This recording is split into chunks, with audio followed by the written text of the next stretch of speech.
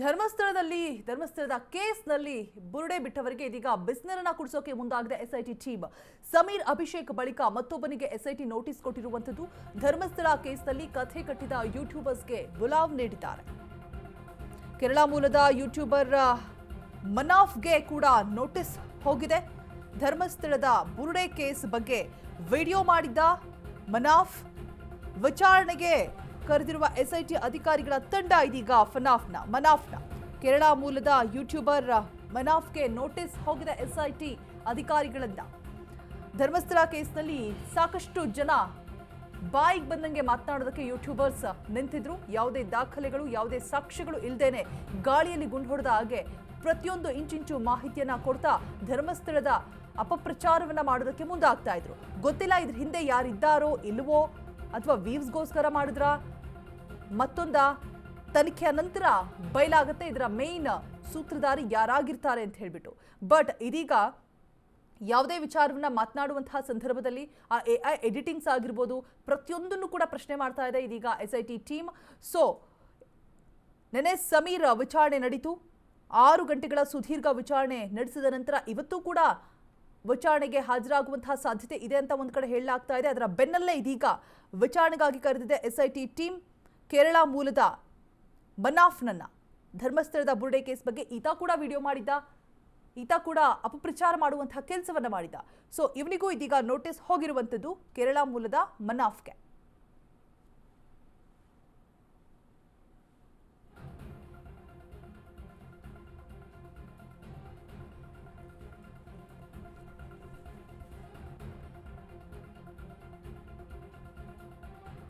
ಈ ಬಗ್ಗೆ ಹೆಚ್ಚಿನ ಡೀಟೇಲ್ಸ್ ಅನ್ನ ಕೊಡೋದಕ್ಕೆ ನಮ್ಮ ಪ್ರತಿನಿಧಿ ಅರುಣ್ ಕುಮಾರ್ ದೂರವಾಣಿ ಸಂಪರ್ಕದಲ್ಲಿ ಜಾಯಿನ್ ಆಗ್ತಾ ಇದ್ದಾರೆ. ಅರುಣ್, ಇವಾಗ ಯೂಟ್ಯೂಬರ್ಸ್ಗೆ ಒಂದು ರೀತಿಯಾಗಿ ಭಯ ಹುಟ್ಟುತ್ತಾ ಅಂತ ಹೇಳ್ಬಿಟ್ಟು, ಬಿಕಾಸ್ ಯಾವುದೇ ದಾಖಲಾತಿಗಳು ಇಲ್ಲದೇನೆ ಅಪಪ್ರಚಾರ ಮಾಡೋದಕ್ಕೆ ಮುಂದಾಗ್ತಾ ಇದ್ರು. ಸಮೀರ್ ವಿಚಾರಣೆ ಆಗಿದೆ ನಿನ್ನೆ ಸುದೀರ್ಘ 6 ಗಂಟೆಗಳ ಕಾಲ. ಸೊ ಇವತ್ತು ಕೇರಳ ಮೂಲದ ಮನಾಫ್ಗೂ ಕೂಡ ನೋಟಿಸ್ ಜಾರಿಯಾಗಿದೆ, ವಿಚಾರಣೆಗೆ ಹಾಜರಾಗಬೇಕು ಅಂತ ಹೇಳ್ಬಿಟ್ಟು. ಇನ್ನು ಯಾರೆಲ್ಲ ಯೂಟ್ಯೂಬರ್ಸ್ಗೆ ನೋಟಿಸ್ ಹೋಗುವಂತಹ ಸಾಧ್ಯತೆ ಇದೆ, ವಿಚಾರಣೆ ಯಾವೆಲ್ಲ ಆಯಾಮದಲ್ಲಿ ತನಿಖೆ ನಡೆಯುತ್ತೆ, ಅಪ್ಡೇಟ್ಸ್ ಕೊಡೋದಾದ್ರೆ ಅರುಣ್?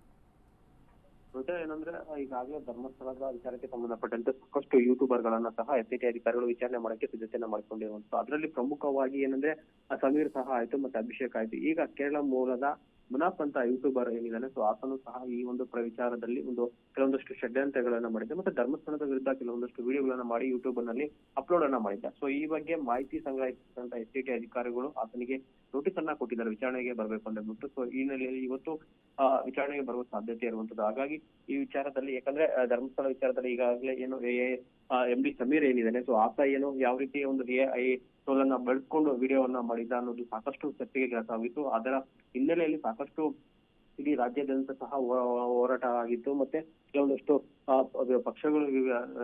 ಪಕ್ಷಗಳಿರ್ಬೋದು ಮತ್ತೆ ಪ್ರತಿಪಕ್ಷಗಳಿರ್ಬೋದು ಎಲ್ಲರೂ ಸಹ ಒಂದು ಧರ್ಮಸ್ಥಳಕ್ಕೆ ಯಾತ್ರೆಯನ್ನ ಕೈಗೊಂಡ್ರು. ಮತ್ತೆ ಒಂದು ರೀತಿ ಹಿಂದೂ ದೇವಾಲಯಗಳನ್ನ ಅಟ್ಯಾಕ್ ಮಾಡ್ತಾ ಇರುವಂತದ್ದು ಮತ್ತೆ ಹಿಂದೂ ದೇವಾಲಯಗಳನ್ನ ಟಾರ್ಗೆಟ್ ಮಾಡಿ ಈ ರೀತಿ ಒಂದು ಷಡ್ಯಂತ್ರ ರೂಪಿಸ್ತಾ ಅನ್ನೋದು ಈ ಮೂಲಕ ಗೊತ್ತಾಗಿರುತ್ತೆ. ಯಾಕಂದ್ರೆ ಕೇರಳದ ಅನಂತ ಪದ್ಮನಾಭ ದೇವಸ್ಥಾನ ಇರ್ಬೋದು ಮತ್ತೆ ಅದೇ ರೀತಿ ಈಗ ಧರ್ಮಸ್ಥಳ ಆಯಿತು. ಮತ್ತೆ ಮುಂದಿನ ದಿನಗಳಲ್ಲಿ ಸಹ ಮತ್ತೊಂದಷ್ಟು ದೇವಾಲಯಗಳಿಗೂ ಇದೇ ರೀತಿ ಆಗುವಂತ ಸಾಧ್ಯತೆ ಕಂಡು ಬರ್ತಾ ಇರುವಂತದ್ದು. ಹಾಗಾಗಿ ಈಗ ಏನು ಯೂಟ್ಯೂಬರ್ ಗಳಿಗೆ ಪ್ರಮುಖವಾಗಿ ಫಂಡಿಂಗ್ ಆಗಿರುವಂತಹ ವಿಚಾರಕ್ಕೆ ಸಂಬಂಧಪಟ್ಟಂತೆ ಈಗಾಗಲೇ ಇಡಿ ಸಹ ಒಂದು ಪ್ರಮುಖವಾಗಿ ತನಿಖೆಯನ್ನ ಮಾಡ್ತಾರೆ. ಅಂದ್ರೆ NGO ಮುಖಾಂತರ ಯೂಟ್ಯೂಬರ್ ಗಳಿಗೆ ಸಹ ಒಂದು ಫಂಡಿಂಗ್ ಆಗಿರುವಂತದ್ದು. ಹಾಗಾಗಿ ಈಗ ಸದ್ಯಕ್ಕೆ ಏನು MD ಸಮೀರ್ ಅವರ ವಿಚಾರಣೆ ಮುಗಿಸಿರುವಂತದ್ದು, ಜೊತೆಗೆ ಅಭಿಷೇಕ್ ಅನ್ನ ಮತ್ತೊಬ್ಬ ಯೂಟ್ಯೂಬರ್ ಸಹ ವಿಚಾರಣೆಯನ್ನು ಸಹ ಎಸ್ಐಟಿ ಅಧಿಕಾರಿ ಮುಗಿಸಿರುವಂತದ್ದು. ಇದಾದ ನಂತರ ಮುನಾಫ್ ಈತನು ಸಹ ವಿಡಿಯೋ ಮಾಡಿದ ಧರ್ಮಸ್ಥಳದ ಬಗ್ಗೆ ಯಾವ ರೀತಿ ಸಮೀರ್ ಮತ್ತೆ ಅಭಿಷೇಕ್ ಮಾಡಿದ ಅದೇ ರೀತಿ ಈತನು ಮಾಡಿದ ಅನ್ನೋದು ಎಸ್ಐಟಿ ತನಿಖೆ ವೇಳೆ ಏನು ಅವರಿಬ್ರು ಬಾಯ್ ಬಿಟ್ಟಿರುವಂತದ್ದು. ಹಾಗಾಗಿ ಈಗ ಅಂದ್ರೆ ಮುನಾಫ್ ಸಹ ಎಸ್ಐಟಿ ಅಧಿಕಾರಿಗಳು ನೋಟಿಸ್ ಅನ್ನ ಕೊಟ್ಟು ವಿಚಾರಣೆ ಕರೆದು ಆತನ ಸ್ಟೇಟ್ಮೆಂಟ್ ಅನ್ನು ಸಹ ಮಾಡಿಕೊಳ್ಳುವಂತದ್ದು. Roja, alright, thank you Arun Kumar ತಮ್ಮೆಲ್ಲ ಡೀಟೇಲ್ಸ್ಗಾಗಿ.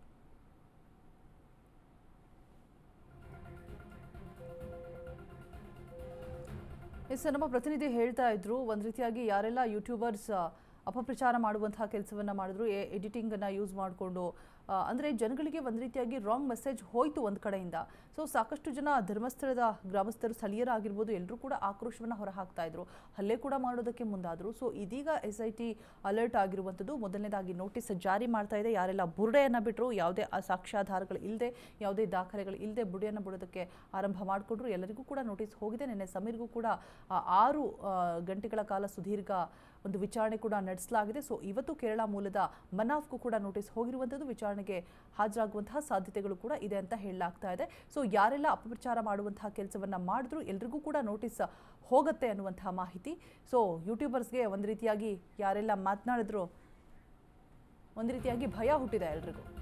ಧರ್ಮಸ್ಥಳದ ವಿರುದ್ಧ ಷಡ್ಯಂತ್ರ ಮತ್ತು ಅಪಪ್ರಚಾರ ಪ್ರಕರಣದ ವಿಚಾರವಾಗಿ ಯೂಟ್ಯೂಬರ್ ಅಭಿಷೇಕ್ ವಿಚಾರಣೆ ನಡೆಸಿದ್ದಾರೆ SIT team. United Media YouTube channel Abhishek ತಡರಾತ್ರಿವರೆಗೂ ಕೂಡ ವಿಚಾರಣೆಯನ್ನು ನಡೆಸಿದ್ದಾರೆ. ಅಭಿಷೇಕ್ ಎಸ್ಐಟಿ ಟೀಮ್ ಅಧಿಕಾರಿಗಳು. ಸೊ ಇದನ್ನು ಕೂಡ ಅಪಪ್ರಚಾರ ಮಾಡಿದ್ದ, ಬಾಯಿಗೆ ಬಂದಂಗೆ ಮಾತನಾಡಿದ್ದ.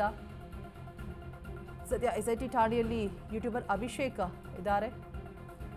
ಬುರುಡೆ ಹುಡುಕೋದಿಕ್ಕೆ ರಾತ್ರಿ ವೇಳೆ ತೆರಳಿದ್ದ ಜಯಂತ್ ಹಾಗೆ ಅಭಿಷೇಕ್ ಅರಣ್ಯದೊಳಗೆ ಅಸ್ಥಿಪಂಜರಕ್ಕೆ ಹುಡುಕಾಡಿರ್ತಾರೆ ಜಯಂತ್ ಹಾಗೆ ಅಭಿಷೇಕ್. ಈ ಹಿನ್ನೆಲೆಯಲ್ಲಿ ಅಭಿಷೇಕ್ ವಿಚಾರಣೆಯನ್ನ ನಡೆಸ್ತಾ ಇದ್ದಾರೆ ಅಧಿಕಾರಿಗಳು. ಧರ್ಮಸ್ಥಳ ವಿರುದ್ಧ ಷಡ್ಯಂತ್ರ ಮತ್ತು ಅಪಪ್ರಚಾರ ಪ್ರಕರಣ ದಾಖಲಾಗಿದೆ. ಅಭಿಷೇಕ್ ವಿರುದ್ಧ ಇದೀಗ ಯೂಟ್ಯೂಬರ್ ಅಭಿಷೇಕ್ ವಿಚಾರಣೆಯನ್ನು ನಡೆಸೋದಕ್ಕೆ ಮುಂದಾಗ್ತಾ ಇರುವಂಥದ್ದು ಎಸ್ಐಟಿ ಟೀಮ್. ಸದ್ಯಕ್ಕೆ ಧರ್ಮಸ್ಥಳದ ವಿರುದ್ಧ ಮಾಡಿರುವಂತಹ ಷಡ್ಯಂತ್ರ ಮತ್ತೆ ಅಪಪ್ರಚಾರ ಪ್ರಕರಣ ಅಭಿಷೇಕ್ ವಿರುದ್ಧ ದಾಖಲಾಗಿದೆ. ವಿಚಾರಣೆಗೆ ಬರಬೇಕು ಅಂತ ಹೇಳ್ಬಿಟ್ಟು ನೋಟಿಸ್ ಹೋಗಿದೆ. ಸೊ ಇದೀಗ ವಿಚಾರಣೆಗೆ ಹಾಜರಾಗಿದ್ದಾರೆ. ತಡರಾತ್ರಿವರೆಗೂ ಕೂಡ ಎಸ್ಐಟಿ ಟೀಮ್ ವಿಚಾರಣೆಯನ್ನು ನಡೆಸಿತ್ತು. ಇದೀಗ ಮತ್ತೆ ವಿಚಾರಣೆ ಮುಂದುವರಿಯುವಂತಹ ಸಾಧ್ಯತೆ ಇದೆ ಅಂತ ಹೇಳಲಾಗ್ತಾ ಇದೆ. ಅರಣ್ಯದೊಳಗೆ ಹೋಗ್ಬಿಟ್ಟು ಅಸ್ಥಿಪಂಜರಕ್ಕೆ ಹುಡುಕಾಟವನ್ನು ನಡೆಸಿರ್ತಾರೆ ಜಯಂತ್ ಹಾಗೆ ಅಭಿಷೇಕ್ ಇಬ್ಬರು ಕೂಡ. ಬುರುಡೆ ಹುಡುಕೋದಕ್ಕೆ ರಾತ್ರಿ ವೇಳೆ ತೆರಳಿರ್ತಾರೆ. ಸದ್ಯ ಎಸ್ಐಟಿ ಠಾಣೆಯಲ್ಲಿ ಯೂಟ್ಯೂಬರ್ ಅಭಿಷೇಕ್ ಇರುವಂಥದ್ದು, ವಿಚಾರಣೆಗೆ ಹಾಜರಾಗಿರುವಂಥದ್ದು. ನಿನ್ನೆ ತಡರಾತ್ರಿವರೆಗೂ ಕೂಡ ಅಭಿಷೇಕ್ ವಿಚಾರಣೆ ಮಾಡಲಾಗಿತ್ತು. ಸೊ ಇವತ್ತು ಕೂಡ ವಿಚಾರಣೆ ಮುಂದುವರಿಯುವಂತಹ ಸಾಧ್ಯತೆಗಳು ಇದೆ.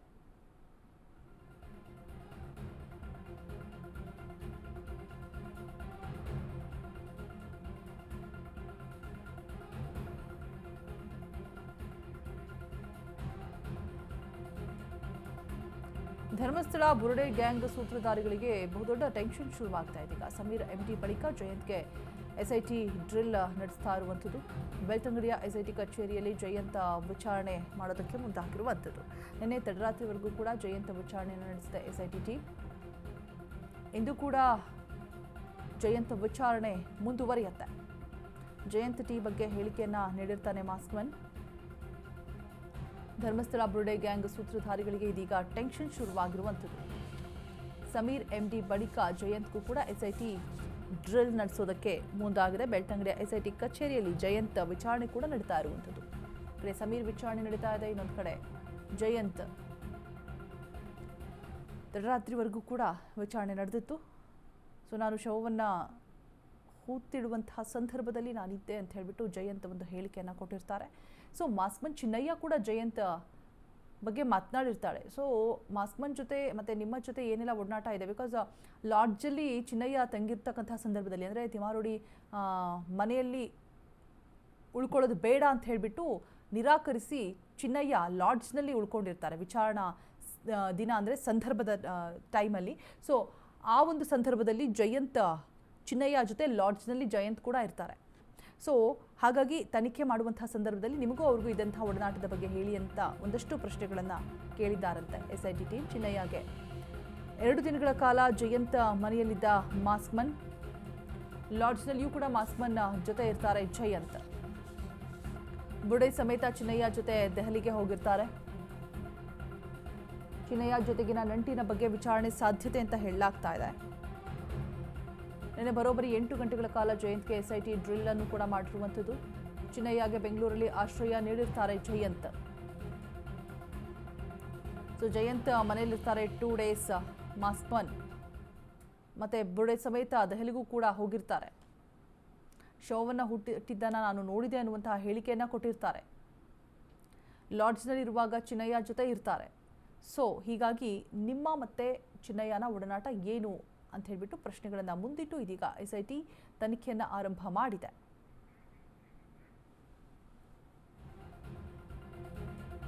ಧರ್ಮಸ್ಥಳ ಪ್ರಕರಣದಲ್ಲಿ ತನಿಖೆಯನ್ನು ತೀವ್ರಗೊಳಿಸಿದ ಎಸ್ಐಟಿ ಟೀಮ್. ತನಿಖಾ ಪ್ರಗತಿ ಕುರಿತು ಇಂದು ಪ್ರಣವ್ ಮೊಹಂತಿ ಸಭೆ ನಡೆಸಲಿದ್ದಾರೆ.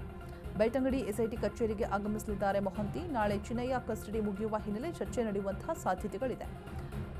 ಈವರೆಗಿನ ತನಿಖಾ ವರದಿ ಮಾಹಿತಿ ಪಡೆಯಲಿದ್ದಾರೆ ಮೊಹಂತಿ. ಸೊ ಕೇಸ್ ಆರಂಭ ಆದಾಗಿಂದನೂ ಕೂಡ ತನಿಖಾ ಪ್ರಗತಿ ಹಾಗೆ ಏನಾಗ್ತಾ ಇದೆ, ಎಲ್ಲಿಗೆ ಬಂದು ನಿಂತಿದೆ ಎಲ್ಲವನ್ನೂ ಕೂಡ ಮಾಹಿತಿ ಕಲೆ ಹಾಕ್ತಾನೆ ಇದ್ದಾರೆ ಮೊಹಂತಿ ಅವರು. ಮೊನ್ನೆ ಕೂಡ ಭೇಟಿಯನ್ನು ನೀಡಿದ್ರು SIT ಕಚೇರಿಗೆ. ಧರ್ಮಸ್ಥಳ ಪ್ರಕರಣದಲ್ಲಿ ತನಿಖೆಯನ್ನು ತೀವ್ರಗೊಳಿಸಿದ SIT ಟೀಮ್ ಇದೀಗ ತನಿಖಾ ಪ್ರಗತಿಯನ್ನ ಕುರಿತು ಪ್ರಣವ್ ಮೊಹಂತಿ ಸಭೆಯನ್ನ ಮಾಡಲಿದ್ದಾರಂತೆ. ಬೆಳ್ತಂಗಡಿ SIT ಕಚೇರಿಗೆ ಆಗಮಿಸಲಿದ್ದಾರೆ ಮೊಹಂತಿ. ನಾಳೆ ಚಿನ್ನಯ್ಯ ಕಸ್ಟಡಿ ಮುಗಿಯುವ ಹಿನ್ನೆಲೆ ಚರ್ಚೆ ನಡೆಸುವಂತಹ ಸಾಧ್ಯತೆಗಳಿದೆ. ಈವರೆಗಿನ ತನಿಖಾ ವರದಿಯನ್ನು ಪಡೆಯಲಿದ್ದಾರೆ ಮೊಹಂತಿ ಅವರು. SIT ಟೀಮ್ನ ಮುಖ್ಯಸ್ಥ ಪ್ರಣವ್ ಮೊಹಂತಿ ಒಂದು ಸಭೆಯನ್ನ ಮಾಡ್ತಾರೆ ಇವತ್ತು. ಬಿಕಾಸ್ ಚಿನ್ನಯ್ಯನ ಕಸ್ಟಡಿ ನಾಳೆಗೆ ಮತ್ತೆ ಅಂತ್ಯ ಆಗುತ್ತೆ. ಈಗ 3 days ಬ್ಯಾಕ್ ಕೂಡ ಕಸ್ಟಡಿ ಅವಧಿ ಮುಗಿದಿತ್ತು. ಸೊ ಅದನ್ನು 14 ದಿನಗಳ ಕಾಲ ವಿಚಾರಣೆಯ ನಂತರ ಮತ್ತೆ ಕೋರ್ಟ್ಗೆ ಪ್ರೊಡ್ಯೂಸ್ ಕೂಡ ಮಾಡಲಾಗಿತ್ತು. ಮತ್ತೆ ಅನುಮತಿಯನ್ನು ಕೋರಿ 2 ಜಾಗಗಳನ್ನು ನಾವು ಮತ್ತೆ ತಲಾಶ್ ಮಾಡಬೇಕು, ಮಹಜರು ಮಾಡಬೇಕು ಅಂತ ಹೇಳಿಬಿಟ್ಟು ಮಂಡ್ಯ ಹಾಗೆ ತಮಿಳುನಾಡು ಈ 2 ಜಾಗಗಳನ್ನು ಕೂಡ ಪರಿಶೀಲನೆ ಮಾಡಬೇಕಾದಂತಹ ಕೆಲಸ ಬಾಕಿ ಉಳಿದಿದೆ ಅಂತ ಹೇಳಿಬಿಟ್ಟು ಮತ್ತೆ ಚಿನ್ನಯ್ಯನನ್ನು ಕಸ್ಟಡಿಗೆ ತೆಗೆದುಕೊಂಡಿದ್ರು. ನಾಳೆ ಅವಧಿ ಮುಗಿಯುತ್ತೆ. ಧರ್ಮಸ್ಥಳ ಕ್ಷೇತ್ರದಲ್ಲಿ ಅಸಹಜ ಸಾವು ಆರೋಪ ಪ್ರಕರಣದ ವಿಚಾರವಾಗಿ ಮಹಿಳಾ ಸಂಘಟನೆಗಳಿಂದ ಸೋನಿಯಾ ಗಾಂಧಿಗೆ ಪತ್ರ ಬರೆಯಲಾಗಿದೆ. ಕಾಂಗ್ರೆಸ್ ನಾಯಕರ ಹೇಳಿಕೆಗಳ ಬಗ್ಗೆಯೂ ಕೂಡ ಅಸಮಾಧಾನ ವ್ಯಕ್ತವಾಗ್ತಾ ಇರುವಂಥದ್ದು. ಹೂ ಕಿಲ್ಡ್ ವುಮೆನ್ ಇನ್ ಧರ್ಮಸ್ಥಳ ಶೀರ್ಷಿಕೆಯಡಿ ಪತ್ರ ಬರೆಯಲಾಗಿದೆ. ಧರ್ಮಸ್ಥಳ ಕೇಸಲ್ಲಿ ರಾಜಕೀಯ ಲಾಭ ಪಡಿತಾ ಇದ್ದಾರೆ. ಸುಜಾತಾ ಭಟ್ಗೆ ರಕ್ಷಣೆ ಕೊಡಬೇಕಾಗಿತ್ತು, ಕೊಟ್ಟಿಲ್ಲ. ಬಿಜೆಪಿ ಇದನ್ನ ಧರ್ಮ ಯುದ್ಧ ಅಂತ ಬಿಂಬಿಸ್ತಾ ಇದೆ ಹೀಗಂತ ಪತ್ರದಲ್ಲಿ ಉಲ್ಲೇಖ ಮಾಡಲಾಗಿದೆ. SIT ತನಿಖೆ ವೇಳೆ ಕಾಂಗ್ರೆಸ್ ನಾಯಕರಿಂದಲೂ ಕೂಡ ಹೇಳಿಕೆ ನೀಡಿರುವಂಥದ್ದು. ಕೈ ನಾಯಕರು SIT ವಿರುದ್ಧ ಹೇಳಿಕೆ ಕೊಡಬಾರದು. SIT ತನಿಖೆ ವೇಳೆ ಕಾಂಗ್ರೆಸ್ ನಾಯಕರಿಂದಲೂ ಕೂಡ ಹೇಳಿಕೆ, ಕೈ ನಾಯಕರು SIT ವಿರುದ್ಧ ಹೇಳಿಕೆ ಕೊಡಬಾರದು. ಒಂದಷ್ಟು ಅಂಶಗಳನ್ನು ಈ ರೀತಿಯಾಗಿ ಮೆನ್ಷನ್ ಮಾಡಿ ಸೋನಿಯಾ ಗಾಂಧಿಗೆ ಪತ್ರವನ್ನು ಬರೆದಿರುವಂಥದ್ದು. ಧರ್ಮಸ್ಥಳ ಕ್ಷೇತ್ರದಲ್ಲಿ ಅಸಹಜ ಸಾವು ಆರೋಪ ಪ್ರಕರಣದ ವಿಚಾರವಾಗಿ ಹೂ ಕಿಲ್ಡ್ ಮಹಿಳಾ ಸಂಘಟನೆಗಳಿಂದ ಸೋನಿಯಾ ಗಾಂಧಿಗೆ ಪತ್ರ ಬರೆದಿರುವಂಥದ್ದು. ಈ ಒಂದು ಶೀರ್ಷಿಕೆಯ ಅಡಿಯಲ್ಲಿ ಹೂ ಕಿಲ್ಡ್ ವುಮೆನ್ ಇನ್ ಧರ್ಮಸ್ಥಳ ಶೀರ್ಷಿಕೆಯ ಅಡಿಯಲ್ಲಿ ಪತ್ರವನ್ನು ಬರೆದಿದ್ದಾರೆ. ಧರ್ಮಸ್ಥಳ ಕೇಸಲ್ಲಿ ರಾಜಕೀಯ ಲಾಭವನ್ನು ಪಡಿತಾ ಇದ್ದಾರೆ ಬಿಜೆಪಿಯವರು. ಸುಜಾತಾ ಭಟ್ಗೆ ರಕ್ಷಣೆ ಕೊಡಬೇಕಾಗಿತ್ತು, ಕೊಟ್ಟಿಲ್ಲ ಅನ್ನುವಂಥ ಮಾತನ್ನು ಕೂಡ ಹೇಳಿದ್ದಾರೆ, ಬರೆದಿದ್ದಾರೆ. ಬಿಜೆಪಿ ಇದನ್ನು ಧರ್ಮ ಯುದ್ಧ ಅಂತ ಬಿಂಬಿಸ್ತಾ ಇದೆ. SIT ತನಿಖೆ ವೇಳೆ ಕಾಂಗ್ರೆಸ್ ನಾಯಕರಿಂದಲೂ ಕೂಡ ಹೇಳಿಕೆ ನೀಡಿರುವಂಥದ್ದು.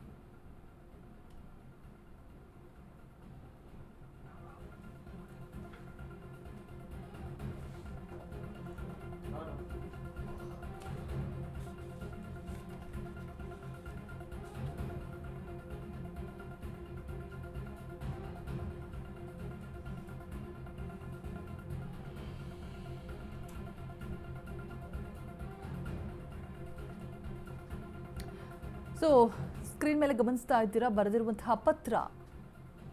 ಹೂ ಕಿಲ್ಡ್ ವುಮೆನ್ ಇನ್ ಧರ್ಮಸ್ಥಳ ಅನ್ನುವಂತಹ ಶೀರ್ಷಿಕೆ ಅಡಿಯಲ್ಲಿ ಬರೆದಿರುವಂತಹ ಪತ್ರ. ಕೊಂದವರು ಯಾರು?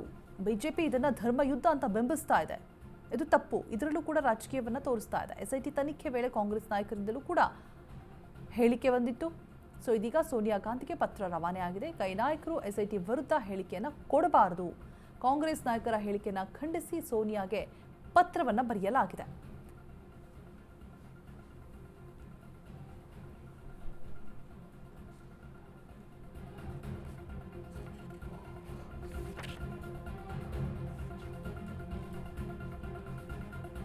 ಧರ್ಮಸ್ಥಳದಲ್ಲಿ ನಡೆದಿರುವಂತಹ ಅಸಹಜ ಸಾವುಗಳ ಬಗ್ಗೆ ಮಹಿಳಾ ಸಂಘಟನೆಗಳು ಸೋನಿಯಾ ಗಾಂಧಿಗೆ ಬರೆದಿರುವಂತಹ ಪತ್ರ SIT ತನಿಖೆಗೆ ಆಗ್ರಹಿಸಿದೆ.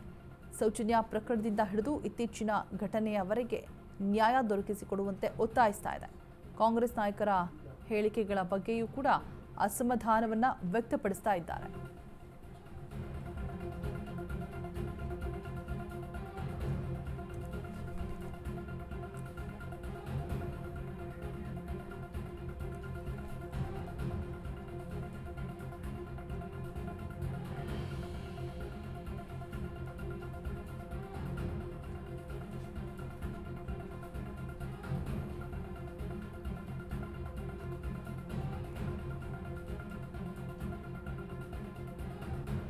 ಧರ್ಮಸ್ಥಳ ಬುರುಡೆ ಕೇಸ್ಗೂ ಕೇರಳಕ್ಕೂ ಲಿಂಕ್ ಇದೆಯಾ?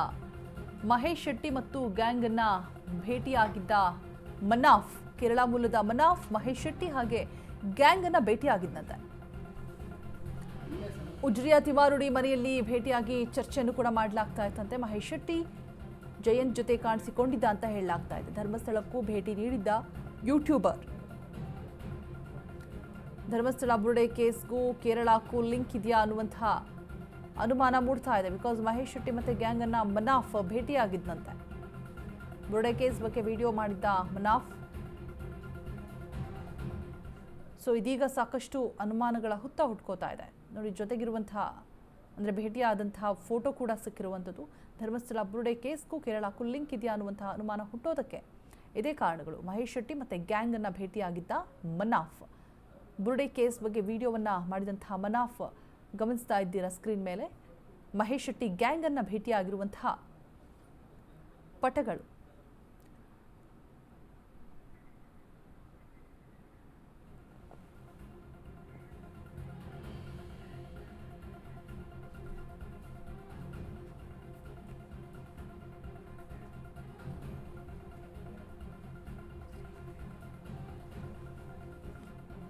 ಸೊ ಗಮನಿಸ್ತಾ ಇದ್ದೀರಾ, ಮನಾಫ್ ಕೇರಳ ಯೂಟ್ಯೂಬರ್ ಮನಾಫ್ಗೆ ನೋಟಿಸ್ ಹೋಗಿದೆ.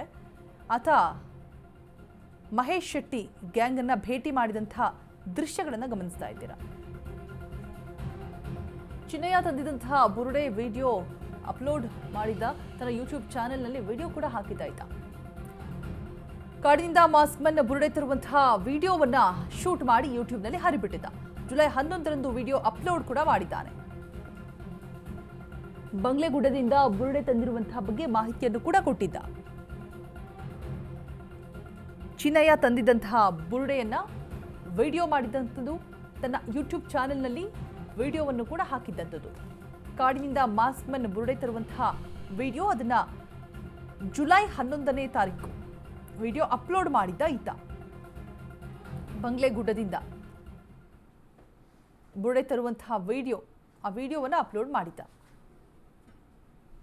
ಚಿನ್ನಯ್ಯ ತಂದಿದಂತಹ ಬುರುಡೆಯನ್ನು ವಿಡಿಯೋ ಮಾಡಿಬಿಟ್ಟು ಅಪ್ಲೋಡ್ ಮಾಡಿದ ಈ ಯೂಟ್ಯೂಬರ್ ಮನಾಫ್, ಕೇರಳ ಮೂಲದ ಮನಾಫ್. ಸೊ ಕೇರಳಕ್ಕೂ ಇದಕ್ಕೂ ಬುರುಡೆ ಪ್ರಕರಣಕ್ಕೂ ಲಿಂಕ್ ಇದೆಯಾ ಅನ್ನುವಂತಹ ಒಂದಷ್ಟು ಪ್ರಶ್ನೆಗಳೆದುರಾಗುತ್ತೆ. ಮಹೇಶ್ ಶೆಟ್ಟಿ ಗ್ಯಾಂಗ್ ಜೊತೆಗೆ ಫೋಟೋವನ್ನು ಕೂಡ ಕ್ಲಿಕ್ಸ್ಕೊಂಡಿದ್ದಾರೆ. ಸೊ ಸಾಕಷ್ಟು ಅನುಮಾನಗಳಿಗೆ ಎಡೆ ಮಾಡಿಕೊಡ್ತಾ ಇದೆ ಈ ಎಲ್ಲ ಬೆಳವಣಿಗೆಗಳು ಕೂಡ.